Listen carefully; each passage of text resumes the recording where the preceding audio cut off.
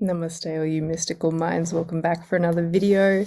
Welcome to the full moon in Gemini Mrigashira Nakshatra video for December 2021.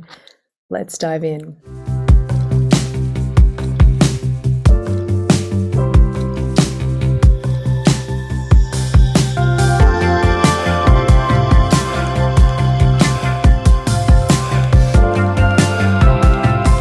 Namaste everyone, my name is Chelsea Sonkar. I'm a Vedic astrologer and a leader in quantum mysticism and yogi, and I'm here to share with you the Vedic astrology, not Western, Vedic sidereal zodiac, Jyotish, the science of light, information on this particular full moon at this time.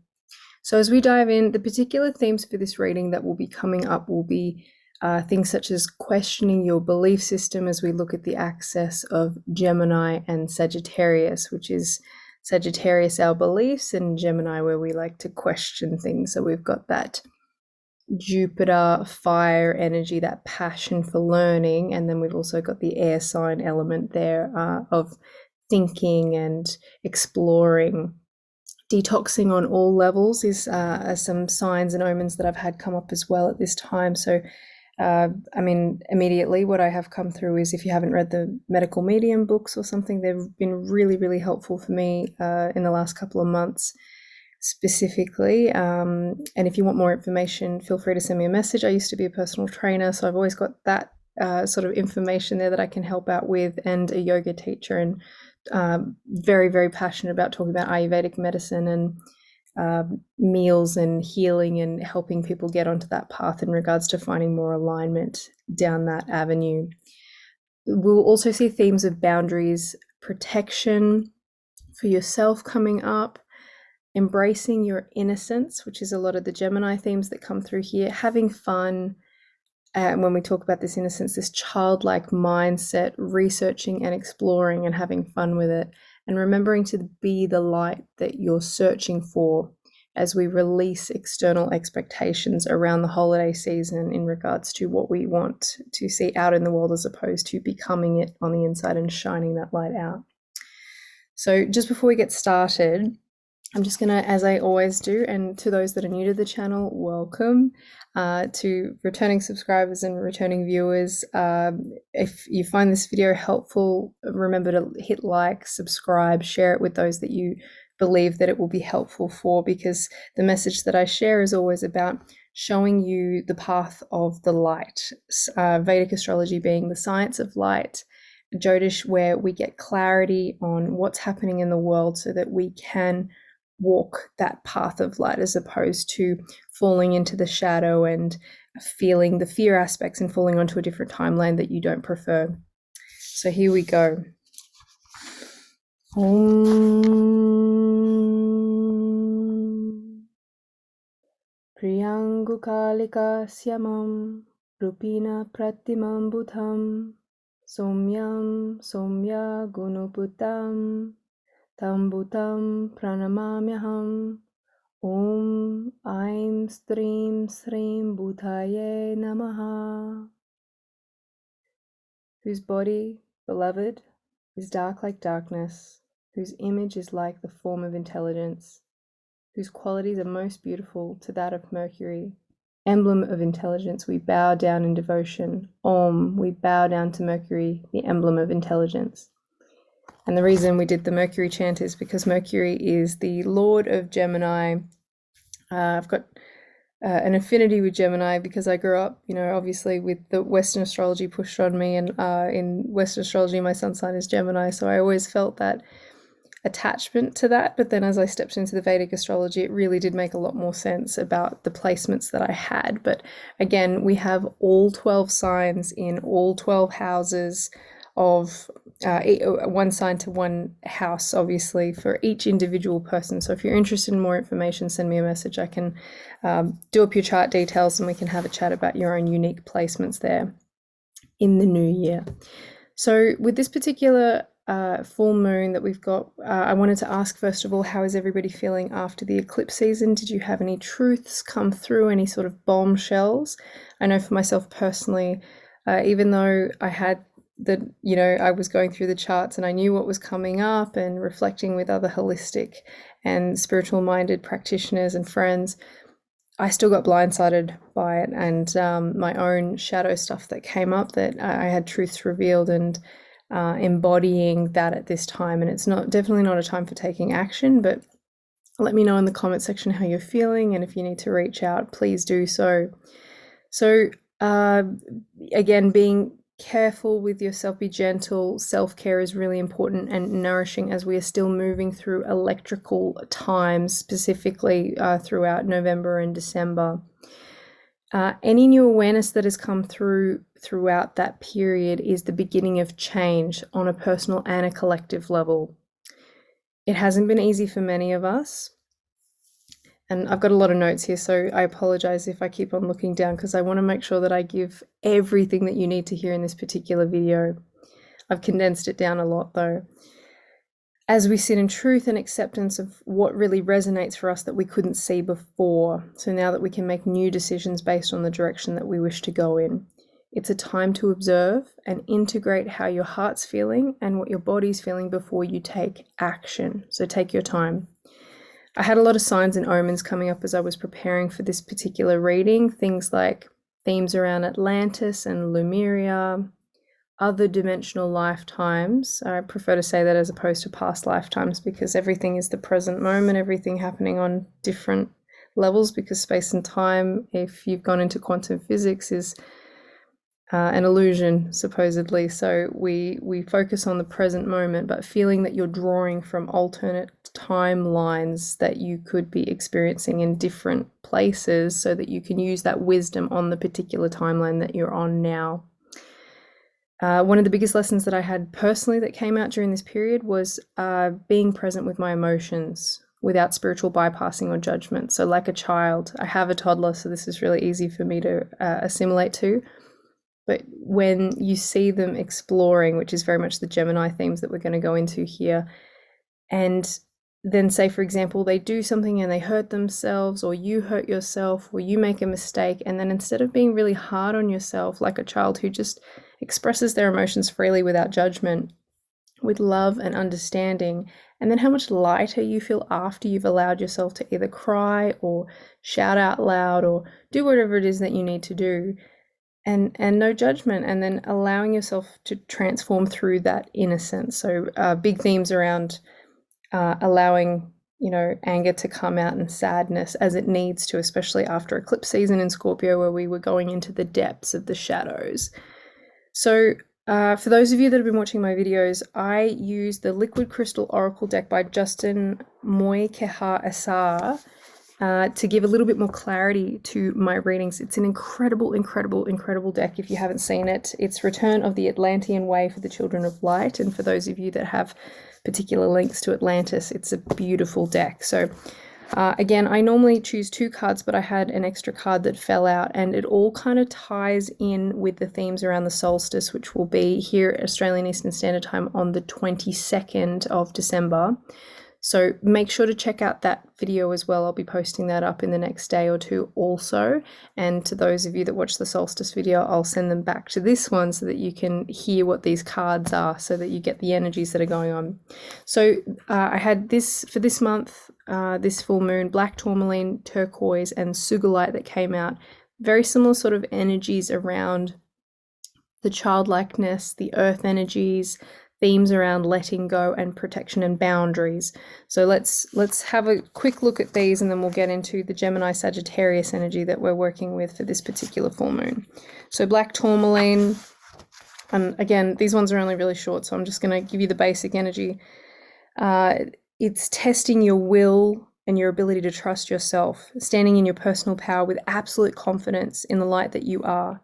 When situations present to us in life that we are supposed to take action upon, very often we react losing control of our mental ability. So if you think about what's happening in the collective, out globally at the moment, you can imagine that. It is here that fear lives and desire for protection arises. There is truly nothing to be fearful of in the entire universe except our own mind out of control. It creates all pain and suffering, but in turn, in its state of mastery, we can recreate heaven on earth. Really let that sink in. While you learn this lesson on all levels, perhaps even take a break to recharge. Black tourmaline is your friend. Allow a protected, secure, and safe place of learning, which is what we all really need right now, because we are cleansing and clearing so that we can step onto a new timeline.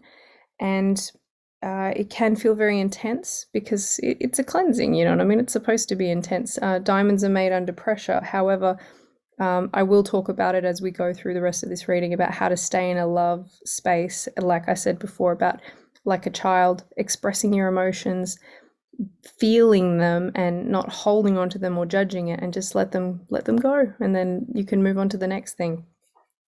The affirmation here is, I trust in my infinite light. Fear is illusion, love is real. And the animal totem is the shark. And what was fascinating about the shark energy that we pull up here, especially sensitive time, careful of the environments and situations you expose yourself to, especially around the holidays.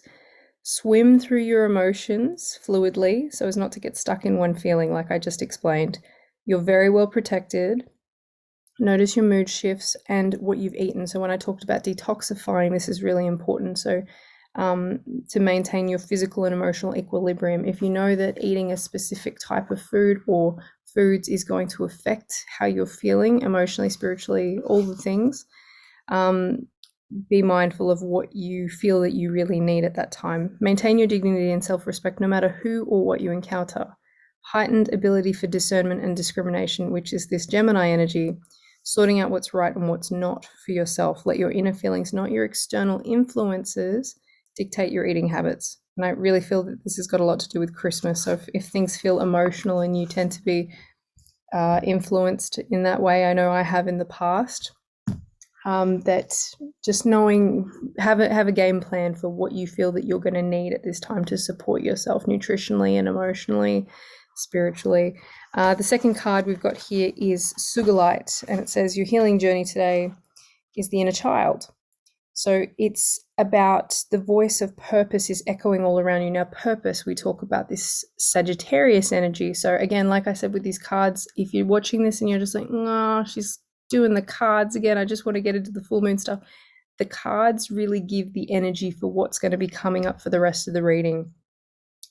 The inner child could be described as the unencumbered voice or expression of the spirit that you are. It is part of you that understands its purpose and reason for living. And when we talk about purpose, is that Sagittarius is about the belief systems. If we just go along with beliefs without actually fully understanding why we do things or the practices that we have, we can essentially lose our sense of purpose, because if you're doing something because someone else has told you to, you might not feel connected to doing it. It's kind of like being told to do your homework, but you're not really passionate about the subject that you're doing, so you don't really care. But for someone like me who loves Vedic astrology, I could throw myself into it because I feel purpose behind what I'm sharing. And this is the inner child energy, is that you're bringing it in there, like a sense of wonder, reason for living. Its main job is to consistently deliver this to you under the guidance of spirit through the veil of physicality, which is this human experience that we're having. That'll be a symbol throughout this reading to keep you on your path. But physicality is complex, multifaceted, and distracting. So to blossom into the mastered part of an individual, the inner child must be managed and parented correctly. Only then can the voice of the spirit be filtered into physicality with truth. Key lesson here is balance and mastery. So that's what we're doing through this holiday season, is that we're learning to be balanced, step into mastery, which is very much the solstice energy that we're going to be talking about on the 22nd. Laughter, happiness, and play. So have fun with what you're exploring with at the moment. Unconditional love to flow from us, the voice of the inner child, so they can be heard. Discernment. Sugilite, take the time to let the voice of the spirit be filtered through the heart and then take action in the physical world. Laughter is often the best medicine. Universal. Sugilite on this day has called you into service to the self.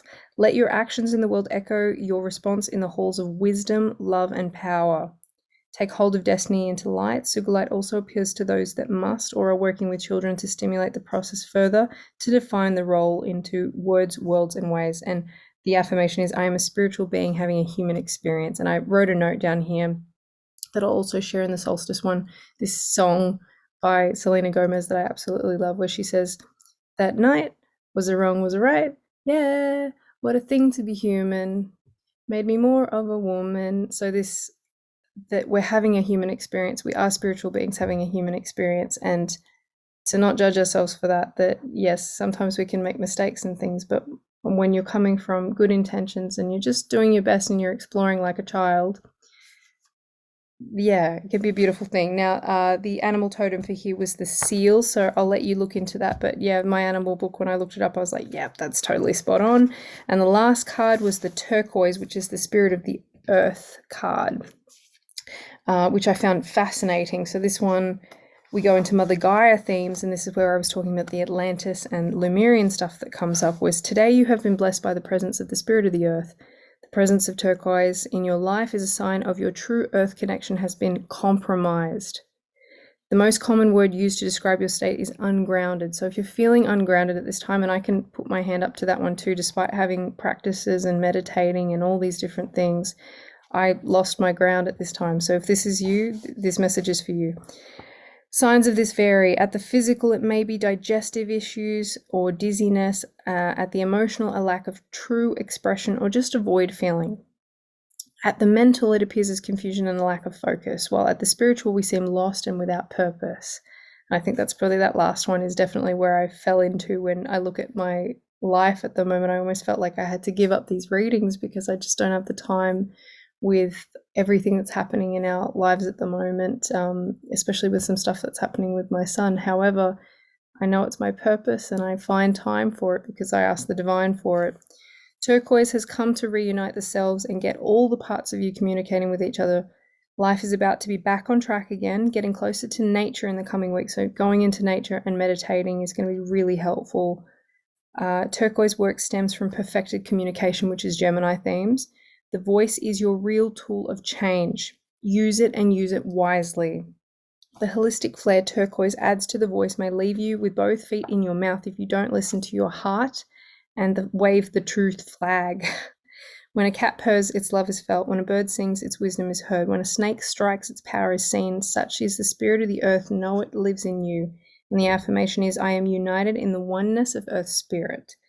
And I just have to say these keywords. It goes through Gaia, spirit of the earth, Atlantean, past life, ungrounded spirit, communication, expression, creativity, balance of masculine, feminine themes, the throat chakra, uniting the heart and the voice, and the rise of the goddess 2012. We're talking about these, 21, these symbols for the solstice that are coming up, Shambhala, 1111 gateway, Pleiadian star systems, dehydration, so detoxifying, need to detoxify the body, rehydrating, and a few other things, but those are the main ones that came through. So you get the idea that these cards are really important for going through, and the animal totem was the bear.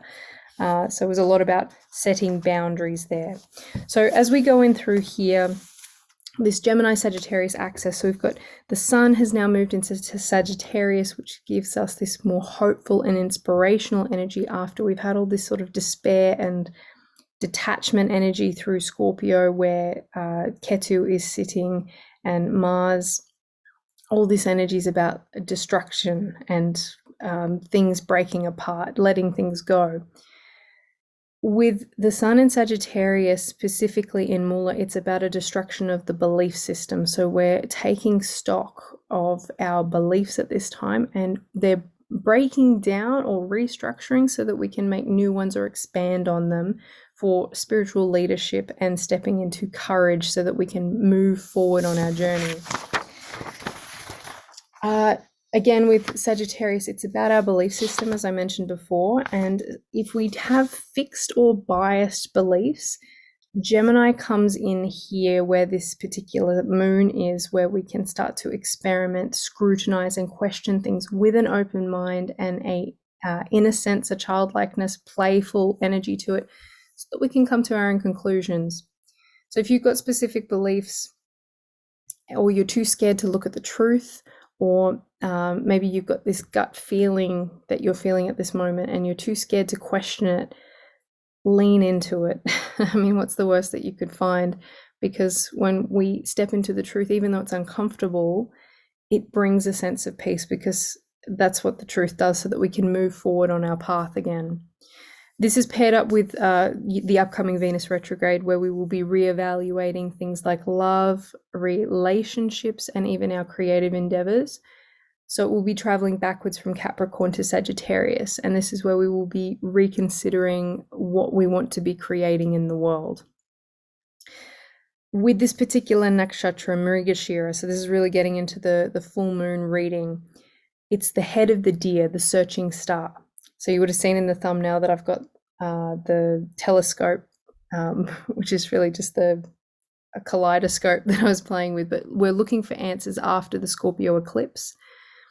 We want the truth, even if it's been unsettling, so that we can move forward. It's a time of clarity, but not of action. So when I say not a time of action, it means that anything big that's come out, like huge, big decisions, your body is assimilating it. You might already have the answer, but you're giving yourself time and space to allow your all systems to kind of come online and come to terms with what you are experiencing.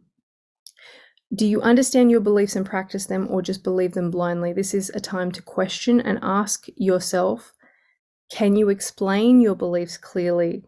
I had an osteopath years ago that I knew that the cranial osteopathy that I was receiving was amazing, but I would then ask this osteopath to please explain to me what they were doing, because sometimes it just felt like having hands on my head. And eventually she just said, you decide for yourself. But I didn't understand the process of what she had specifically done. And I wanted to know what was shifting and changing, because the feelings and the vibrations were so subtle that I couldn't quite assimilate what she was saying.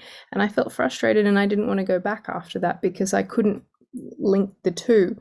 So that's the Gemini side of me that was wanting to know more. And she just wanted me to believe that it was working, but I wasn't willing to pay to continually keep on going into sessions when I wasn't quite sure what was happening.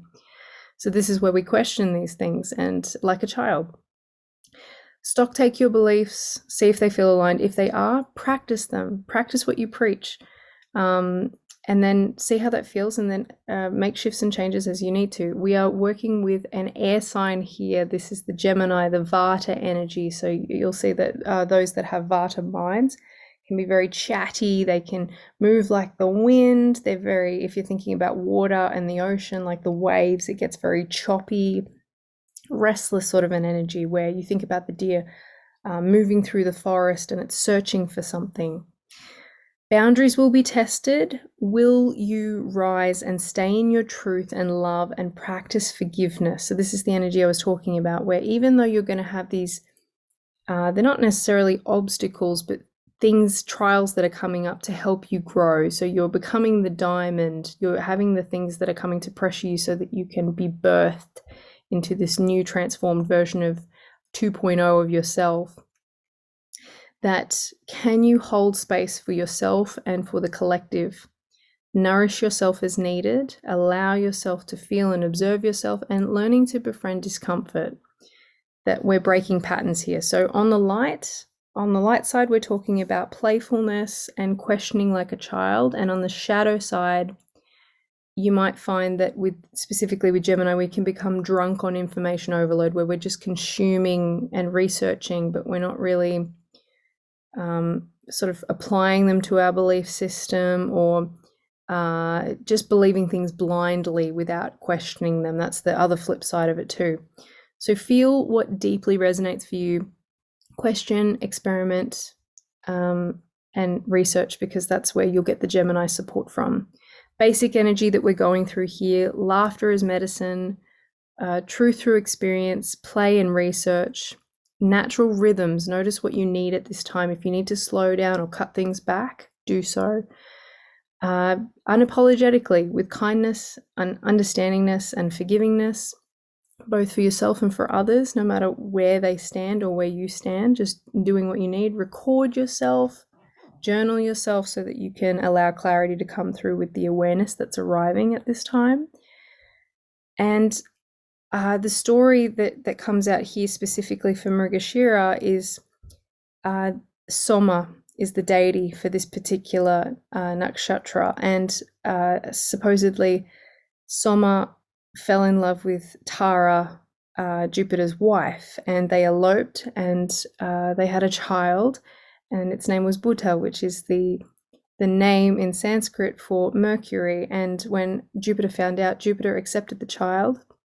And it's this theme of after turmoil that new life and new beginnings can emerge. So you'll find that there can be a lot of this beautiful energy around marriages that can happen, or unions, things like that, with this particular nakshatra, where it's like after something huge has happened, beauty, like the new sprouts that can come out. But it's this searching energy that we're talking about with Mrigashira. Lastly, are you holding any biased beliefs, afraid of the truth? So be open-minded. There's a lot of karma coming up for different parts of the world right now. It's a cause and effect. Every action has a reaction. So when you put positive actions out in the world, it will come back to you. You have to let go of how and when and the way that it's going to show up in your life. For those that have put out very harmful things out into the world for centuries, and even just, in this particular lifetime, it comes back so that we can be reflected upon and understand it, so that we can make haste of our ways and step back onto the path of the light. So when you think about the world right now, maybe you're looking at it through a lens where you feel like you are totally powerless. And that's not true. That's just one reality.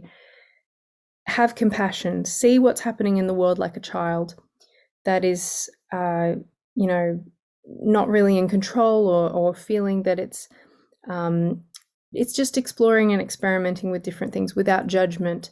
And you are looking from a bird's eye view with love and compassion and forgiveness and understanding, as if it was yourself making all these different experiences that are happening. And that's all it is, you know what I mean? That when you remember that we are one collective consciousness, that you as a drop in the ocean, or the ocean in the drop, are influencing the whole from your own specific experience that you're having. When we think about every single person on the planet right now, whether they're putting good or negative actions out into the world, or unhelpful rather, that you can view it from a place of love, not spiritual entitlement or anything like that, or spiritually bypassing these things, but love and compassion without judgment. And you'll know if you're sitting in judgment, because you can feel it. You just feel like hurling stuff, but then you pull yourself back in and sit back into love. And you can do that by clearing your aura of uninvited influences. And if you want some help with that, you can send me a message. So remember, what's your purpose, your human experience? Rethink what you believe your purpose is to be at this time, and the beliefs that you have attached to that, and how that should show up in the world, or that you think it should show up in the world, so that you can come back onto the path if you've come out of alignment. With the Christmas New Year period, remember to be the light. Release expectations of those around you and what's going on outside of you. New Year's Eve, be aware of Mars crossing over the eclipse degree that we had for the solar eclipse in Scorpio. It signifies very sort of angered sort of energy. So we just want to be mindful of, don't fall into any sort of fear-based thought forms, but just be mindful of the energies that are coming up. It's quite fiery around attachment and things like that. Not to be afraid, but focus on love and support. Amma, the hugging saint, if you go on YouTube and Google the white flower meditation, white lotus meditation, you will find it. And it's Om Lokaha Samastaha Sukhino Bhavantu. May all beings on earth be happy and free. And you imagine these white lotuses falling all around the earth, so that they can heal and send this energy out into the world that brings more love and peace back into it. Healing for Mother Gaia and planet Earth, for all the souls that are inhabiting it, letting go of control and allowing the universe to unfold its blessings. And all you have to do is just offer it up, and it will support you, because it grants your wishes. But if you keep on saying, oh, I'm hopeless, the universe will continue to offer you hopelessness, because that's what you've asked for. Jupiter and Neptune energies around truth and deception will come to light in the new year around about April-ish, which is when truth will start to come out into the open. So it's a time to look forward to. karma clearing for lessons to be healed. And I'm excited for April because I've got a lot of planetary transits sort of ending around that time. So I'm really curious to see what's going to happen then too. And it was just fascinating to see that these big global things are happening around the same time as some of the stuff that's happening for me on a personal level. And the next new moon is on the 3rd of January, which is at 5:33 a.m. Australian Eastern Standard Time in Purva Ashara, with the Sun and Venus retrograde in Sagittarius. So this is the last moon for 2021. We made it, guys. In 2022, I'm going to make a short video and an ebook, hopefully, that will be available in early January after a much needed break for this year. So lots of love, blessings to you wherever you are in the world. Check out my solstice video that I'll be putting up in the next couple of days. Share this video, like, subscribe. If you found it helpful, write comments below because I love reading them and responding to them. Blessings over the holiday season to you and take care. Lots of love. Namaste.